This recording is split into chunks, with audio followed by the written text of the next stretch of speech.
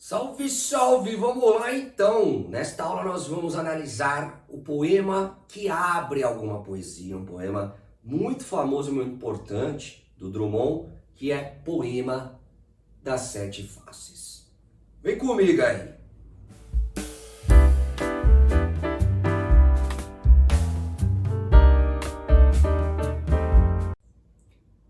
Quando nasci, um anjo torto desses que vivem na sombra disse: vai, Carlos, ser goste na vida.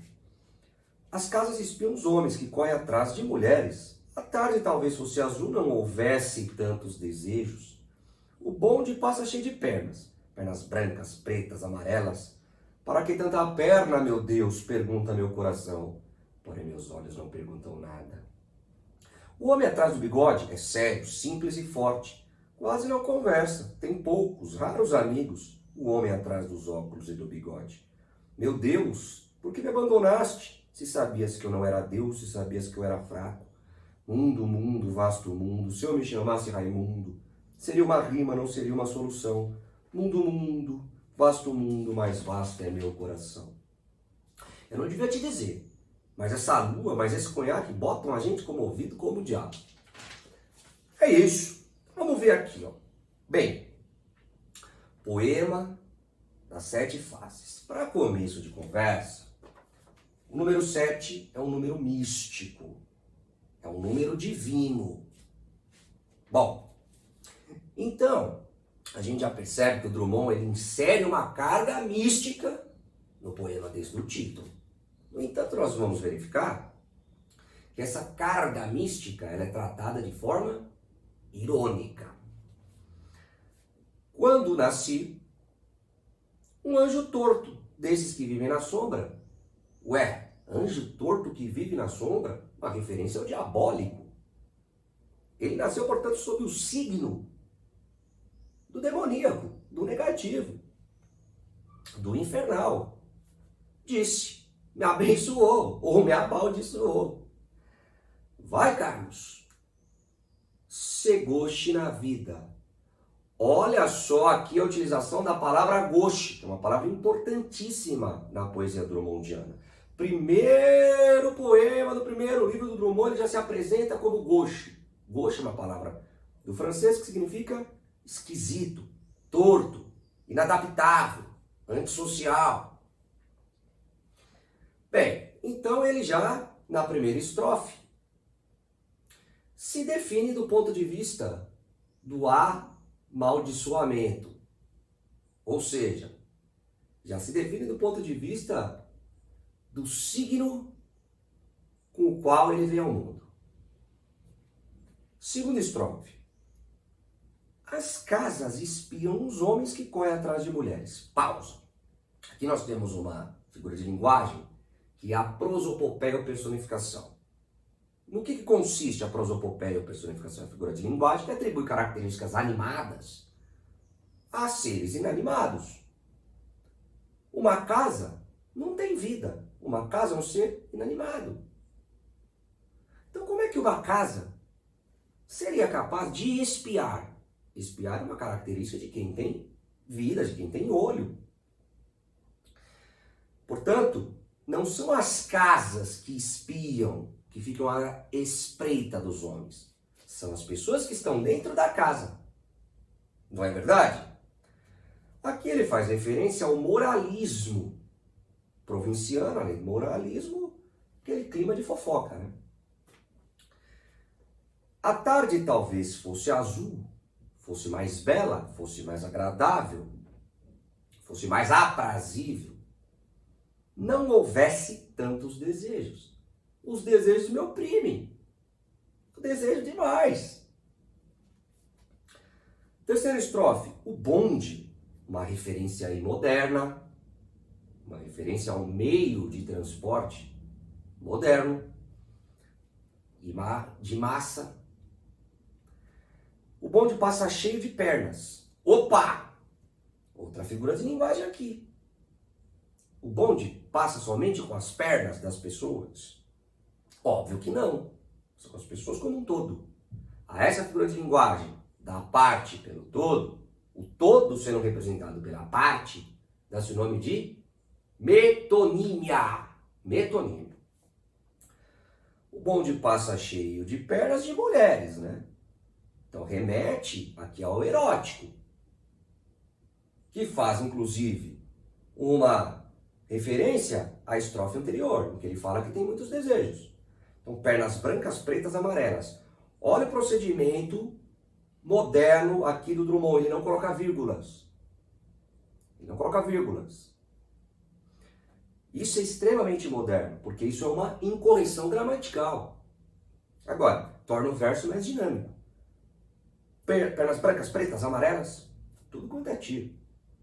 Também é uma sutil referência ao hibridismo cultural brasileiro.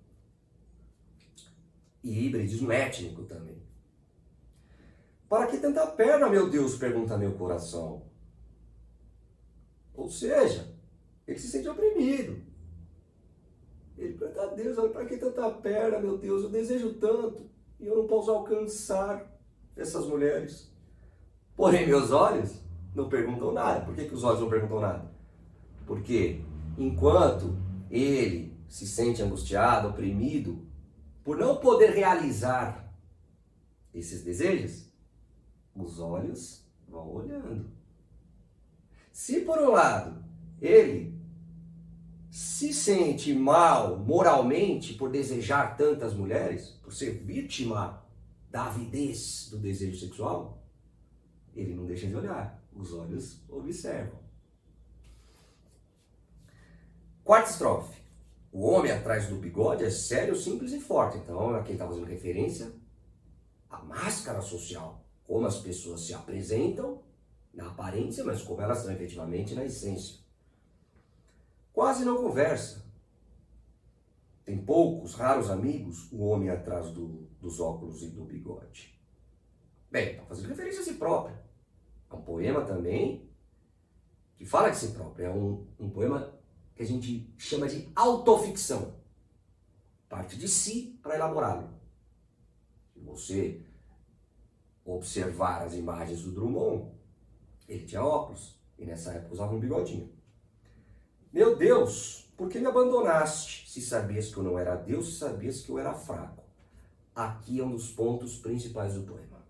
Porque ele estabelece uma intertextualidade irônica com a Bíblia. Jesus na cruz diz a Deus, por que me abandonaste?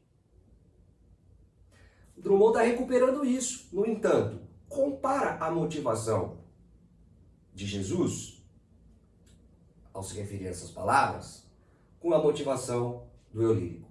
Mais do que isso, compara a razão pela qual Jesus foi crucificado, portanto, a razão pela qual ele estava sendo castigado, com a razão pela qual o Drummond se sente oprimido, ou o eu lírico do poema. São razões absolutamente desmedidas. A do Drummond, ou do eu lírico do poema, não tem grande importância. Inclusive, é uma razão que atinge somente ao indivíduo, e não a humanidade como um todo.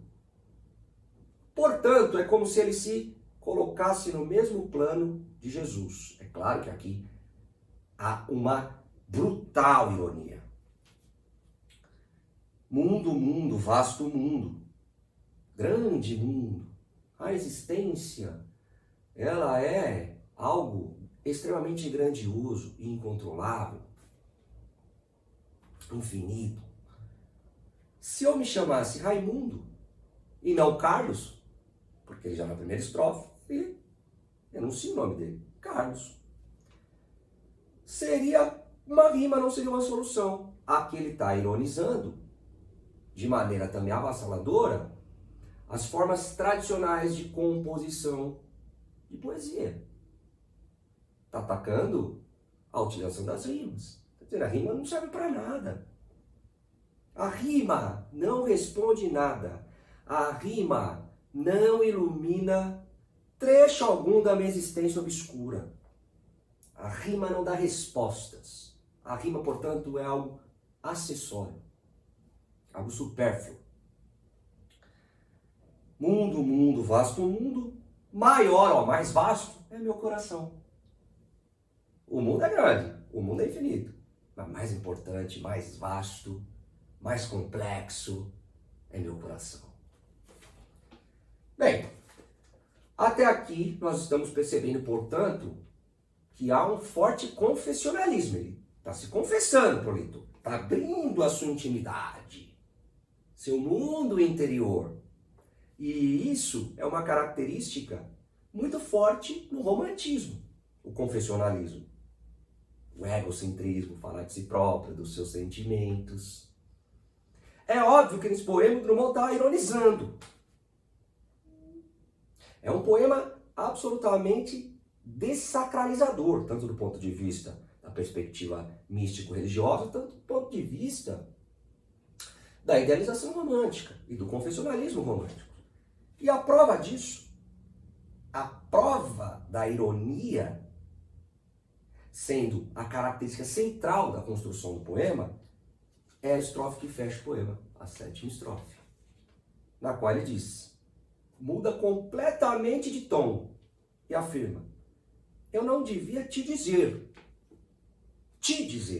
a você leitor, eu não devia te dizer, não devia confessar, mas essa lua, mas esse conhaque, botam a gente como ouvido como o diabo. Bem, então ele está dizendo o seguinte, olha, esquece tudo que eu falei,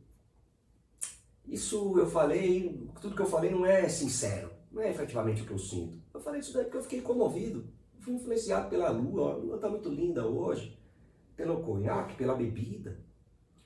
Então a lua e o conhaque afloraram meus sentimentos.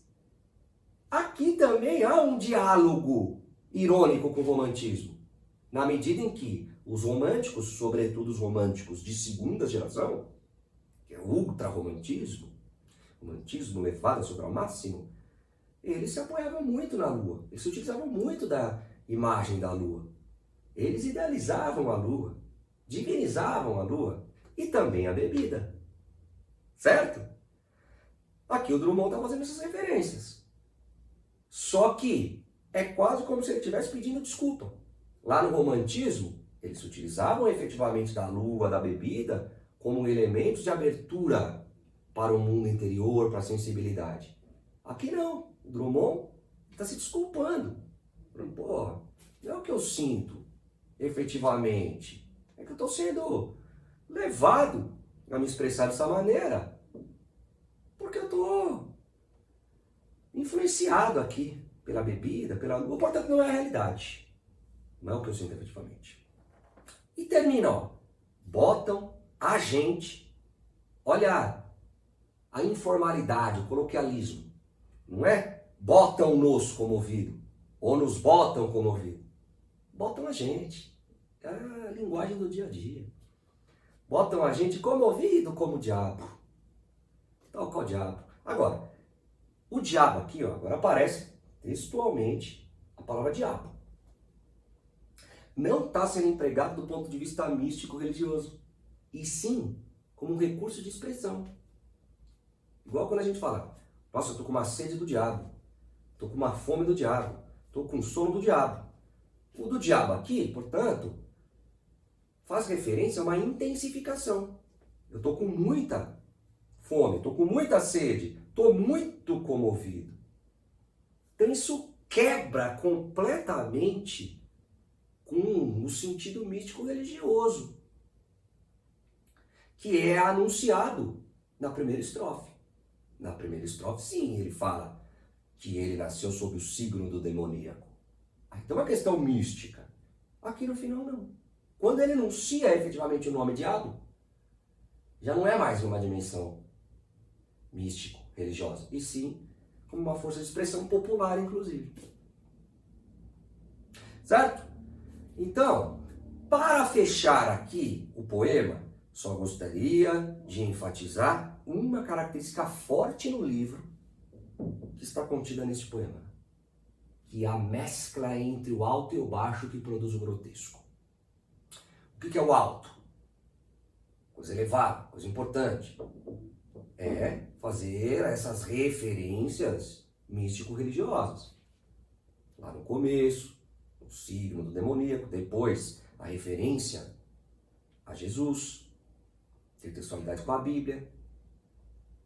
No entanto, por conta da ironia e por conta da utilização de palavras e de expressões da ordem do coloquial, terminando com a palavra diabo funcionando como uma expressão de intensificação, ele traz a baila.